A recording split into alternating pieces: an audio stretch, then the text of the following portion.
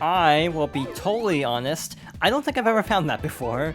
I just saw that wall and thought, hey, let's see if there's anything hidden in here, because that tends to be like where they hide things. So yeah, that was kind of a bit of luck and also just platformer intuition, which is definitely something I feel like I've talked about this in other playthroughs, but I feel like once you've played a certain amount of platformers by a specific developer, you really start to pick up on how they hide things, and this is like a good demonstration of that. Like, they tend to hide things in like fake walls, basically. So when I saw that wall, I was like, okay, maybe in here, and I was right. This one is actually also pretty annoying, mostly just because it's easy to get lost. I tend to get turned around in this stage extremely easily, so let's hope for the best. This might take a couple tries, but like we have diverging paths here. This is where we started, so let's actually go this way now. So yeah, it's very easy to get turned around on this particular stage, and again, trying to get all the rings means you might want to leave some of the standalone blue spheres for later, and then basically you have to remember where they were, which adds to the already difficult stage.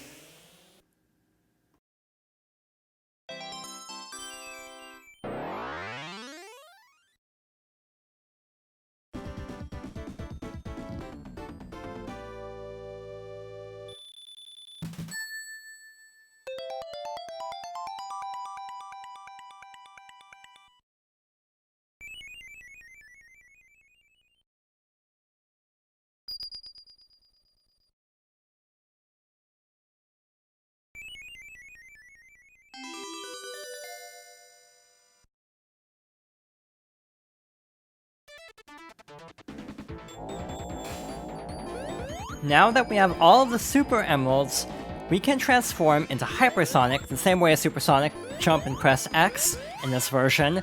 To tell the truth, I'm not going to use Hypersonic much unless I have to.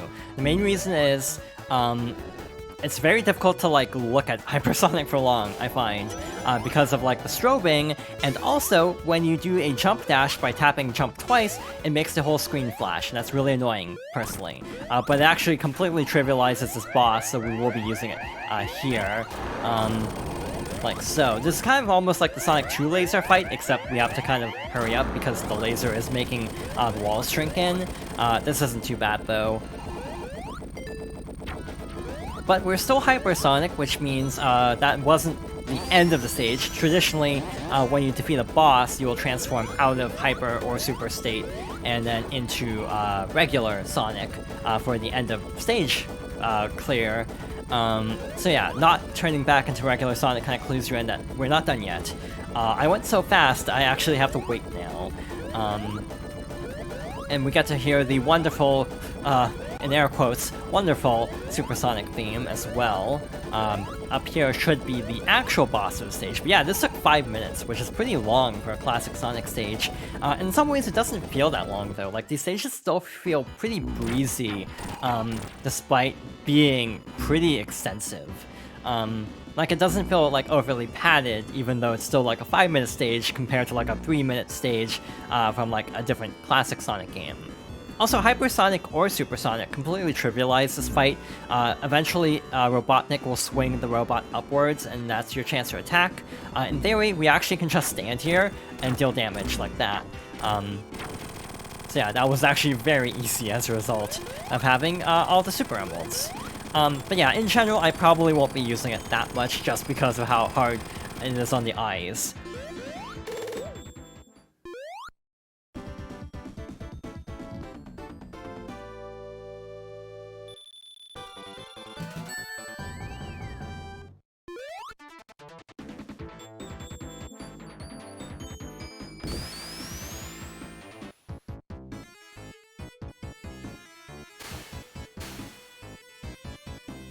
So, I don't know if this is an urban legend or not, or if there's any truth to this.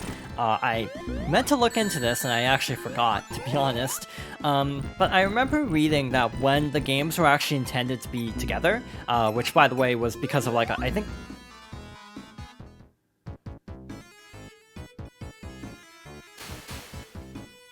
as I was saying, I think because of like a brand deal for merchandise, Sega released, or they had to release Sonic 3 early, so that's why they split the games off and then just had the complete version via lock-on technology.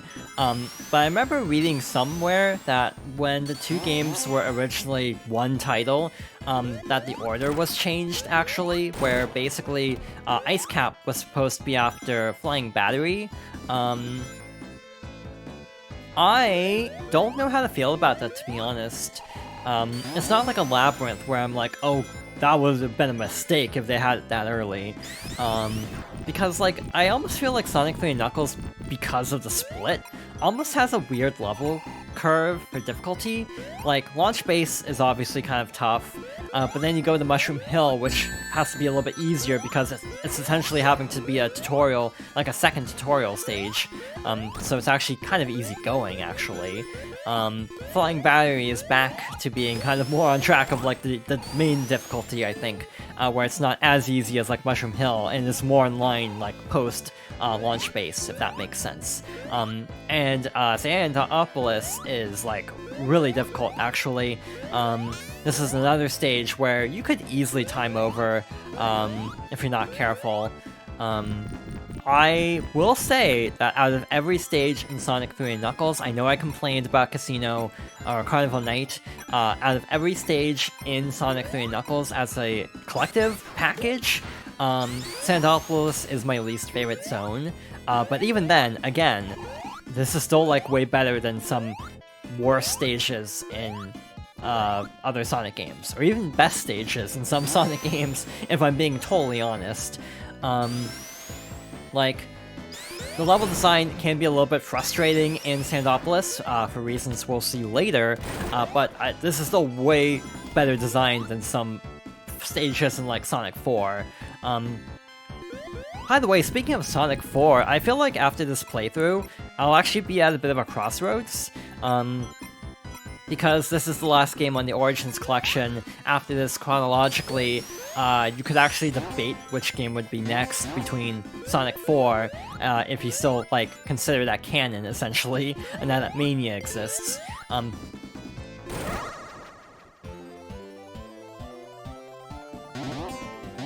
I saw the white sparkles above the checkpoint, and wanted to give this special stage another try since we really botched it last time, and I almost completely botched it a second time. Yeah, this one's actually kind of tricky. Yeah, like this little gotcha machine that you can collect items out of, like so. We also have these little spheres I'll just...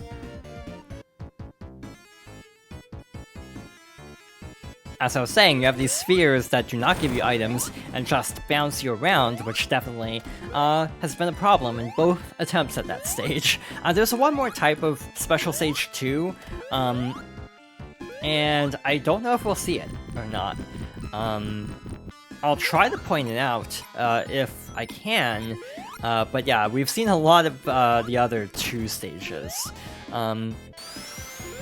So yeah, another thing, as I mentioned earlier, with the super transformation button being on the top button on the controller instead of jump twice, it means you can still perform the insta-shield, and you can still perform the drop dash. So that's part of the reason why they changed it, starting with Mania. Also, I really like that just because of accidental inputs. So you don't accidentally, like, transform when trying to, like, perform a different, like, double jump action, like with the lightning shield right now, or any of the shields. Yeah, this is definitely one of the most elaborate stages we've seen so far, for better or worse, and we haven't actually gotten to the worst part of this, to be honest. Sandopolis 2, I think, is in the running for a lot of people's least favorite, like, 2D Sonic zone. I don't think that's an exaggeration to say that. Which definitely makes me question some things about a different game in the series, but again, we'll get to that later. But yeah, I'm always a little bit torn about what to do after, like... I've been a bit torn about what to do after this, because, like, I kind of want to play Mania next, but also, like, I almost feel like playing Sonic 4 would be helpful to kind of show why... a little bit more of why Mania is such a big deal, because of its history being kind of connected to, like, Like I almost feel like Sonic Mania has more impact after playing 4 and seeing how that game turned out. But yeah, I still haven't decided. I've also thought about going through more of the 2D games. That sequence very much glitched. I've never seen that happen before. Yeah, I've thought about also going back to the 3D games, like with Lost World, which I've been putting off for like a while at this point. But also, like, at the time of recording this, Frontiers is almost out. So yeah, I also might jump ahead, because that game seems to be somewhat story disconnected from Lost World, so I almost wonder if I should go ahead and play that next.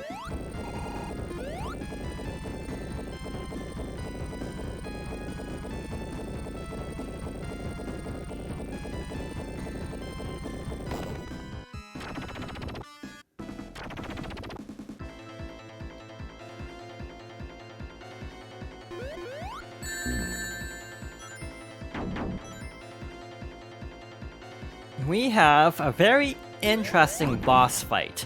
So, what you're supposed to do is basically attack the boss and push them towards the quicksand. You actually don't have to do that. If you basically lure it over to the side, it will jump into the quicksand on its own. Like, not even kidding, you can fight the boss this way. But yeah, you can attack it to knock it back, almost like Crocomire in Super Metroid, but in this case you can just stand in the quicksand or jump in the quicksand and the boss will take care of itself.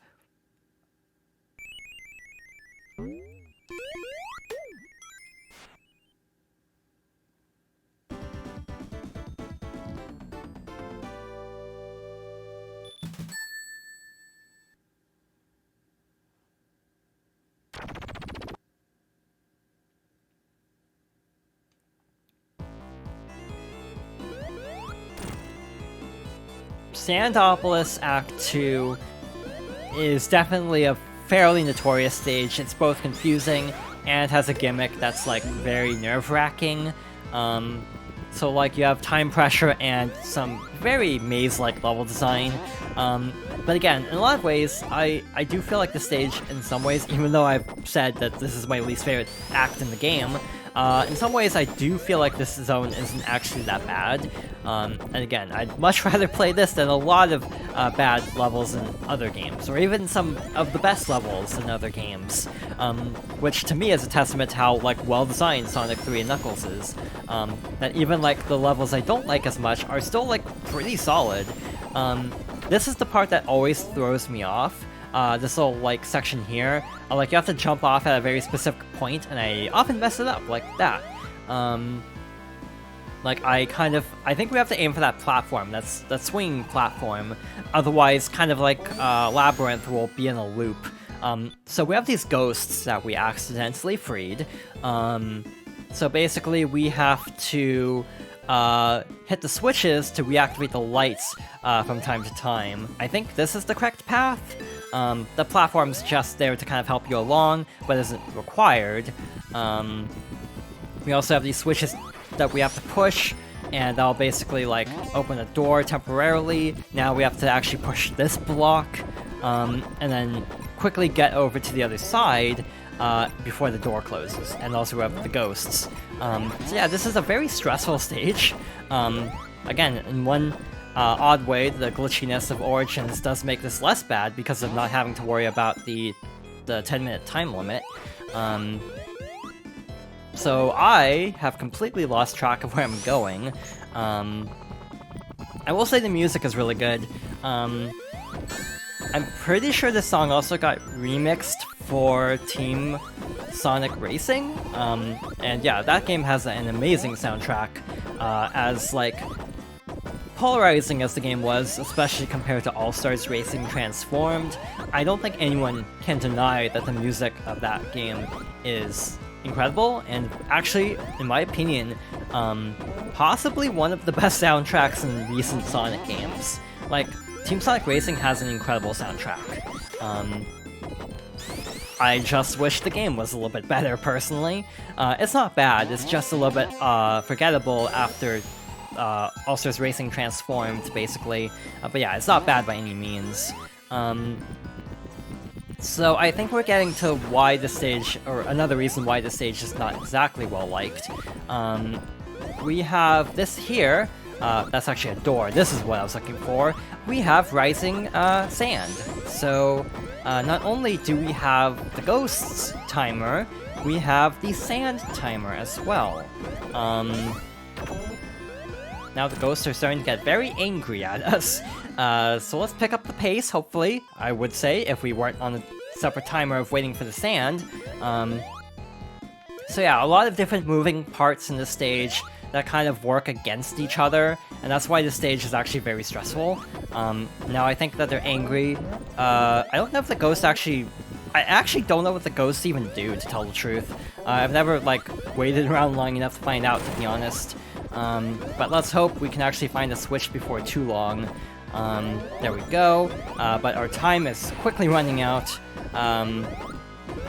There's an item box on the right. I don't care. I'd rather not get crushed, personally. I was really hoping that wouldn't go across the entire length of the screen, and it didn't, so we're fine. Still outpacing the sand, which is good. But we have another locked door that we have to quickly open, and I don't know which way to go. This was the wrong choice.